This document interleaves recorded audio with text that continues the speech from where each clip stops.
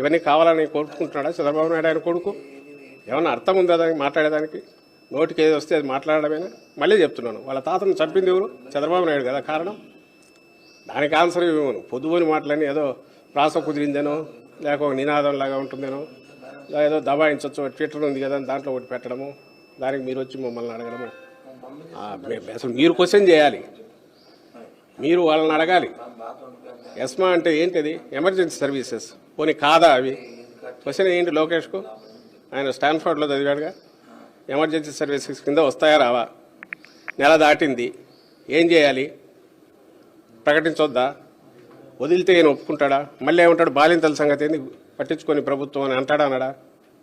So question ఆయనే వస్తాడు, answer ఆయనే ఇచ్చుకుంటాడు. రెండు ఏదైనా సరే, ఎందుకంటే అపోజిషన్లో ఉన్నాడు కాబట్టి.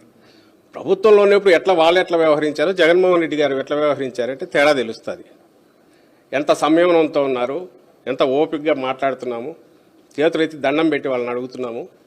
మీ మీ మీ సర్వీసెస్ చాలా విలువైనవమ్మా, చేయండి. మీ చేయలేనని ఇన్ని డిమాండ్లు తీర్చాము. 11 ఎన్నో వస్తే దాదాపు 8, 9, 10 తీర్చాము. ఈ 1-2 దగ్గర కొంచెం తప్పనిసరి ఫైనాన్షియల్ ఇది, అది కూడా కమిట్మెంట్. మేము ఇచ్చిన హామీ ఎప్పుడో పూర్తి చేశాము. ఎన్నికల ముందు మేనిఫెస్టోలో చెప్పింది రాగానే ఇమ్మీడియట్ ఇంప్లిమెంట్ చేశాము తెలంగాణతో ఈక్వల్గా. ఆ తర్వాత ఎన్నేళ్లకు తెలంగాణ పెంచింది? 2 ఏళ్లకు 3 ఏళ్లకు పెంచింది. ఇప్పుడు వచ్చి దాంతో ఈక్వల్ అంటున్నారు. ఎన్నికల తర్వాత ఖచ్చితంగా చూస్తామని చెప్పాము. లేదు ఇప్పుడే కావాలని అంటున్నారు. అది ఒక రకమైన ఏమంటారు, ఇప్పుడున్న పరిస్థితిలో ఆ బరువు ఇప్పుడు మోయలేము, ముందు సమ్మె విరమించండి అని రిక్వెస్ట్ చేశాం.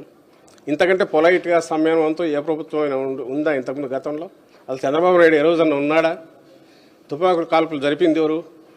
విద్యుత్ దాని సమ్మె జరిగినప్పుడు రైతులు సమ్మె చేస్తే నేను ఇంతకుముందు అన్నట్టు గుర్రాలతో తొక్కించింది ఎవరు? అది చంద్రబాబు నాయుడు నిజం, వాళ్ళ ఆయన. ఆ నైజం పునికి పుచ్చుకున్నాడు లోకేష్. ఇతను ఈరోజు మా గురించి, జగన్మోహన్ రెడ్డి గారి గురించి క్వశ్చన్ చేయడం విడ్డూరం కూడా. ఎందుకబ్బా, ఆయన వచ్చిందే నిన్ననో ఇంకా పూర్తి అయిన పార్టీ దీనికి కూడా కాలేదు. ఆయన ఏ రీజన్తో వచ్చారో, ఇప్పుడు ఏ రీజన్ చేశానని ఆయన అంటున్నారో కూడా తెలియదు. ఏదో ట్వీట్ ఇచ్చారని అంటున్నారు. దాని అసలు వచ్చింది ఎందుకు వచ్చారో కూడా పూర్తి తెలియదు. అభిమానంతో వచ్చింటే ఆయన కూడా అక్కడ ఏమన్నారు, కొద్ది కాలం పాటు దూరంగా ఉండదలుచుకున్నా అన్నారు. ఆ రీజన్స్ తెలియాలి.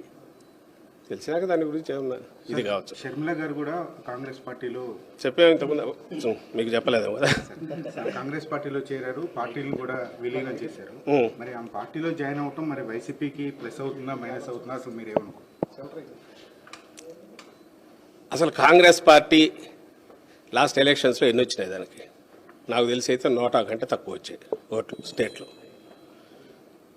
అలాంటి పార్టీకి సంబంధించినంత వరకు ఎంత తక్కువ మాట్లాడుకుంటే అంత మంచిది లేదు. అసలు షర్మిలమ్మ గారు ఏ రోజైతే తెలంగాణలో పార్టీ పెట్టారో ఆ రోజే ఆమె రాజకీయ ప్రస్థానం ఒక దిశలో మొదలు పెట్టుకున్నారు.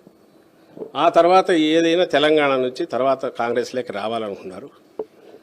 దాని వెనక ఎవరున్నారని కూడా ప్రజలకు, దేశానికి అందరికీ తెలుసు.